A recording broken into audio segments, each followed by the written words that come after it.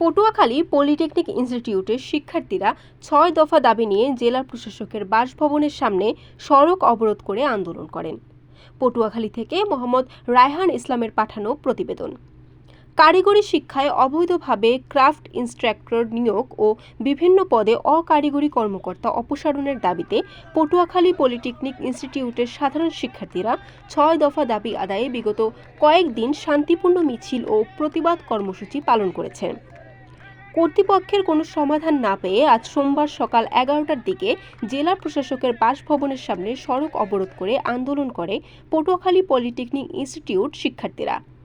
জেলা প্রশাসন তাদেরকে রাস্তা ছেড়ে দিয়ে নিজ ক্যাম্পাসে ফিরে যেতে বলেছেন এবং শিক্ষার্থীদের আশ্বস্ত করেছেন তাদের জায়গা থেকে যতদূর করা সম্ভব তারা তাদের জন্য করবেন এবং পটুয়াখালী পলিটেকনিক ইনস্টিটিউটের প্রিন্সিপালের সাথে কথা বলে তাদের দাবিসমূহ মেনে নেওয়া হবে বলে আশ্বস্ত করেছে।